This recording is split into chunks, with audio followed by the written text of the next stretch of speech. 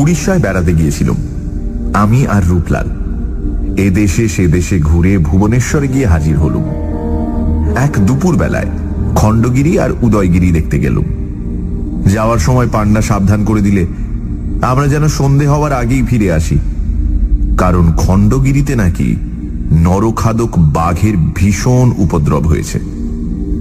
বাঘের কবলে পড়ে 1 মাসের মধ্যে 5 জনের প্রাণ গেছে।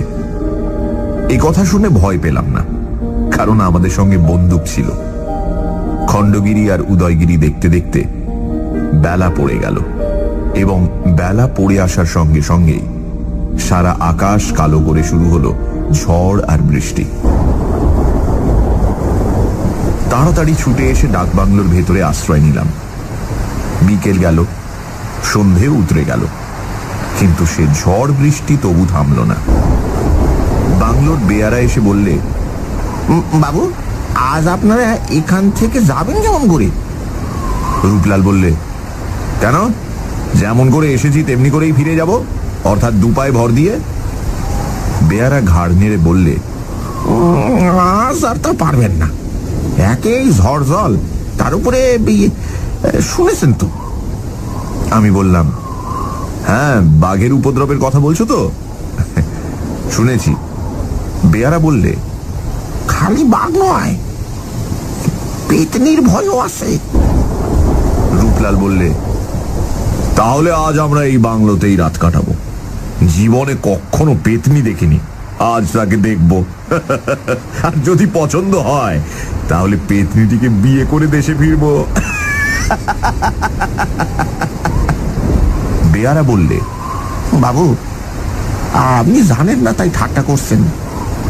বেশ, আপনারা তাহলে আজ এখানে থাকবেন তো? আমরা বললাম, হ্যাঁ। বেয়ারা বলল, তাইলে আপনাদের জন্য রান্না বান্নার আয়োজন করি গিয়ে। এই বলে সে চলে গেল। রাত হলো, বৃষ্টি এখনো ঝরছে, ঝড় এখনো গর্জন করছে। রাতে খেতে বসেছি, এমন সময় বাংলোর দরজায় ঘন ঘন করাঘাত হতে লাগলো। আশ্চর্য হয়ে ভাবতে লাগলাম, এমন জায়গায় এই দুর্যোগে দরজা ঠেলে কে? বেয়ারা চেঁচিয়ে জিজ্ঞাসা করল, কে? বাইরে থেকে ভীত কাতর নারী কণ্ঠে সাড়া এলো, শিগগির দরজা খুলে দাও, নইলে প্রাণে মারা গেল। উড়ে বেয়ারাটা সেইখানে দাঁড়িয়ে ভয় ঠক ঠক করে কাঁপতে লাগলো। আমি বললাম, অমন করছো কেন? আরে যাও, দরজা খুলে দাও। বেয়ারা 1 পাও নড়ল না, সেইখানে দাঁড়িয়ে তেমনি করেই কাঁপতে লাগলো। রূপলাল তার ভয় দেখে হাসতে হাসতে দরজার দিকে এগিয়ে গেল। বেয়ারা ছুটে গিয়ে দরজায় পিঠ করে দাঁড়িয়ে মিনতি করে বলল, পায়ে পড়ি বাবু, দরজা খুলবেন না বাবু, ও মানুষ নয়। রূপলাল বলল, বলেছি তো আমি পেতনি বিয়ে করতে চাই। ও মানুষ না হলেই আমি বেশি খুশি হব। বাইরে থেকে আবার আর্তস্বর শোনা গেল, বাঘ, বাঘ, রক্ষা করো, রক্ষা করো। রূপলাল আর বাধা মানল না। বেয়ারাকে 1 ধাক্কায় সরিয়ে দিয়ে 1 টানে সে দরজার খিলটা খুলে দিল। একটা ঝোড়ো হাওয়ার সঙ্গে দরজা ঠেলে তাড়াতাড়ি ভেতরে প্রবেশ করল একটি স্ত্রী মূর্তি। তাকে ভালো করে দেখবার আগেই বাতাসের ঝাপটে ঘরের আলোটা গেল নিভে। বেয়ারা হাউ মাউ করে চেঁচিয়ে কেঁদে উঠল। সেই অন্ধকার রাত, সেই ঝড় বৃষ্টির হুলস্থুল, সেই পার্বত্য অরণ্যের ঘন ঘন দীর্ঘশ্বাস, সেই অভাবিত ও অজানা নারী মূর্তির আকস্মিক আবির্ভাব এবং আলোহীন ঘরের ভেতরে বেয়ারার সেই কান্না, এই সমস্ত মিলে চারিদিকে কেমন একটা ছমছমে অস্বাভাবিক ভাব সৃষ্টি করল। আমি ব্যস্ত হয়ে বললাম, রূপলাল, শিগগির দরজাটা বন্ধ করো, আমি আবার আলোটা জ্বেলে নি। রূপলাল দরজায় খিল তুলে দিল। আমি আলোটা জ্বাললাম।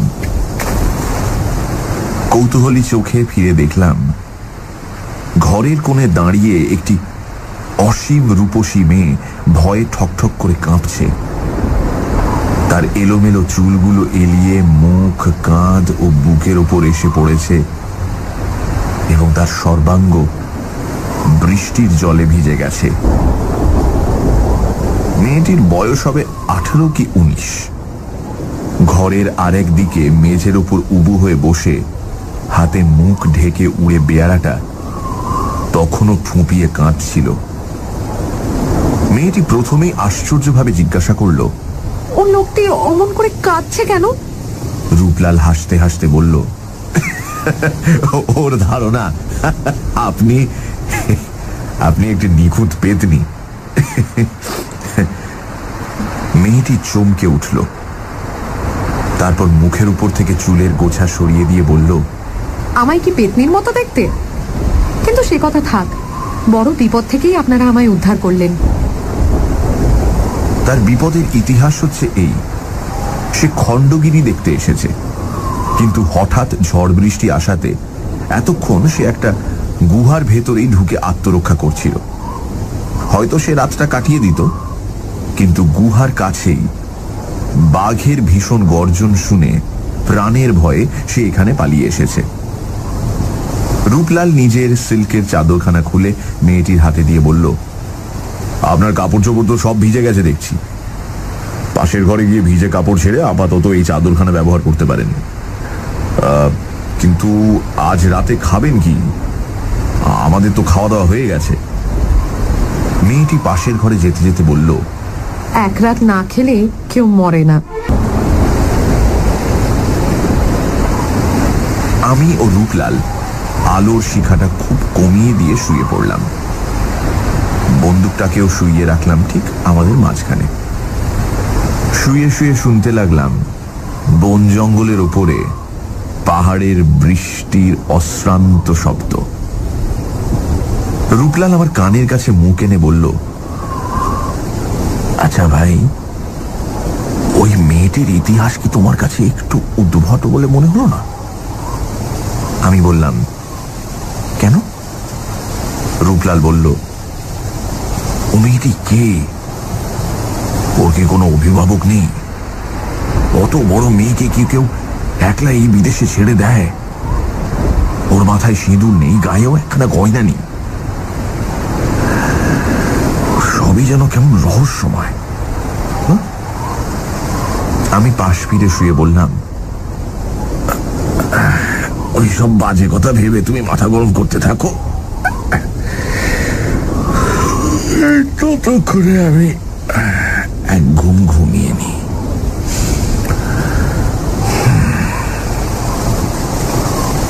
আমার যখন বেশ তন্দ্রা এসেছে তখন শুনলাম রূপলাল আপন মনে বলছে, অমন সুন্দরী মেয়ে, কিন্তু তার চোখ দুটো কি তীক্ষ্ণ। ওর চোখ দুটো যেন ওর নিজের চোখ নয়, যেন কোনো হিংস্র জন্তুর চোখ। কতক্ষণ ঘুমিয়েছিলাম জানি না। হঠাৎ কি একটা অস্বস্তির ভাব নিয়ে আমি ধর্মড় করে জেগে উঠলাম। তারপর চোখ খুলেই যে দৃশ্য দেখলাম, সারা জীবনে কোনোদিন তা ভুলতে পারবো না। এই ঘর থেকে পাশের ঘরে যাবার দরজার দিকে পিছন করে মাটির উপরে স্থিরভাবে বসে আছে প্রকাণ্ড একটা বাঘ। আমার বুকের গতি হঠাৎ যেন থেমে গেল। অত্যন্ত আড়ষ্টভাবে স্তম্ভিত চোখে বাঘটার দিকে তাকিয়ে রইলাম, আর সেও তাকিয়ে রইল আমার দিকে। এইভাবে কিছুক্ষণ কেটে গেল। ইতিমধ্যে অল্পে অল্পে হাত সরিয়ে পাশের বন্দুকটা আমি চেপে ধরলাম। বাঘটা আস্তে আস্তে উঠে দাঁড়ালো। তারপর হঠাৎ হেঁট হয়ে পড়ল লাফ মারবার জন্য। চোখের নিমেষে আমিও বন্দুকটা নিয়ে উঠে বসলাম এবং তাকে লক্ষ্য করে গুলি ছুড়লাম। একটা উল্টো ডিগবাজি খেয়ে বাঘটা পাশের ঘরে গিয়ে পড়ে অন্ধকারে মিলিয়ে গেল। সঙ্গে সঙ্গে স্ত্রী কণ্ঠে বারবার ভীষণ আর্তনাদ। দড়াম করে একটা দরজা খোলার শব্দ, দ্রুত পায়ের আওয়াজ, তারপর সব আবার স্তব্ধ। বন্দুক হাতে করে অভিভূতের মতো বিছানার উপর বসে রইলাম। রূপলাল জেগে বিছানার উপর থেকে নিচে লাফিয়ে পড়ে উদ্ভ্রান্তের মতো বলে উঠল, কে চেঁচালো অমন করে? হ্যাঁ, কে বন্দুক ছুড়ল? কে? আমি বললাম, বাঘ বাঘ বাঘ, এখন ও ঘরে গিয়ে ঢুকেছে, সেই মেয়েটি চিৎকার করছে। সর্বনাশ, বাঘ বোধ হয় তাকেই ধরেছে। বলতে বলতে প্রচন্ড গতিতে রূপলাল পাশের ঘরে গিয়ে ঢুকলো। আমিও বন্দুক আর লণ্ঠনটা নিয়ে তার সঙ্গে ছুটলাম, কিন্তু পাশের ঘরে কেউ নেই। খালি একটা খোলা দরজা দিয়ে হু হু করে জোলো হাওয়া আসছে। রূপলাল বেদনা ভরা স্বরে বলল, আর কোনো আশা নেই, অভাগী শেষটায় সেই বাঘের কবলে গিয়ে পড়ল। কিন্তু বাঘ এখানে এলো কেমন করে? রূপলালের কথার কোনো জবাব দিলাম না। আমি তখন আর একটা ব্যাপার সবিস্ময় লক্ষ্য করছিলাম। ঘরের ভেতরে একটা একটানা রক্তের রেখা বাইরের দিকে সোজা চলে গেছে। পরে পরে একখানা করে রক্তাক্ত পায়ের ছাপ,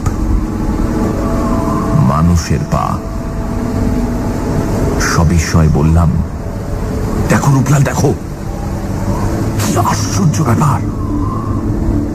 রূপলাল অনেকক্ষণ সেই দিকে তাকিয়ে আড়ষ্ট হয়ে দাঁড়িয়ে রইল। তারপর থেমে থেমে ধীরে ধীরে বলল, এত রক্ত, কিন্তু একটাও বাঘের পায়ের দাগ নেই কেন? এই পায়ের দাগগুলো দেখে মনে হয় যেন কোনো মানুষের একখানা পা আহত হয়েছে, আর সেই আহত পায়ের রক্ত ছড়াতে ছড়াতে সে এই ঘর থেকে হেঁটে বাইরে বেরিয়ে গেছে। বাঘ যদি সেই মেয়েটিকে ধরে নিয়ে যেত, তাহলে তাকে মুখে টেনে হিঁচড়ে নিয়ে যেত, আর তাহলে এখানে কখনোই এমন পায়ের ছাপ পড়তো না। সেই রক্তের দাগ ধরে আমরা বাইরে বেরিয়ে গেলাম। এবারে দেখলাম কাদার উপর দিয়ে একজোড়া মানুষের পায়ের ছাপ বরাবর বনের দিকে চলে গেছে। রূপলাল মাথা নেড়ে বলল, তুমি ঘুমের ঘোরে স্বপ্ন দেখেছ নিশ্চয়ই। সেই মেয়েটি আবার পালিয়েছে, বাঘটা কিছুই এখানে আসেনি। আমি দৃঢ় স্বরে বললাম, আমি নিজের চোখে বাঘ দেখেছি রূপলাল, নিজের হাতে গুলি করেছি, আর সে নিশ্চয়ই আহত হয়েছে। রূপলাল বলল, তোমার গুলি খেয়ে বাঘ কি পাখি হয়ে ডানা মেলে আকাশে উড়ে গেল? দরজার সামনে এই কাদামাটি, কিন্তু এখানে বাঘের পায়ের দাগ কোথায়? ঘরের ভেতরে মেয়েটি ছিল, কেবল সেই যে বেরিয়ে গেছে তার স্পষ্ট চিহ্ন কাদার উপর রয়েছে। কোনো বাঘ ঘর থেকে বেরোয়নি। আমার মনে হচ্ছে তোমার গুলিতে সেই মেয়েটি আহত হয়ে পালিয়ে গেছে। হঠাৎ একটি বিচিত্র সম্ভাবনা আমার মাথার ভেতর জেগে উঠল। তাড়াতাড়ি রূপলালকে টানতে টানতে আবার ঘরের ভেতর এনে সজোরে দরজাটা বন্ধ করে দিয়ে সভয়ে আমি বললাম, রূপলাল, পৃথিবীর সব দেশের লোকেরই একটা বিশ্বাস আছে কোনো কোনো বাঘ নাকি আসলে বাঘ নয়। রূপলাল, আজ রাতে যে স্ত্রী লোকটা এখানে এসেছিল সে কে? গুলি করলাম বাঘকে, চিৎকার করলো একটা স্ত্রীলোক, এর মানে কি? সে কে? হ্যাঁ, সে কে? রূপলাল অবাক হয়ে আমার মুখের পানে তাকিয়ে রইল। অনেকক্ষণ পরে সে বলল, তুমি কি বলতে চাও? তাহলে ওই উড়ে বেয়ারাটার কথাই সত্যি?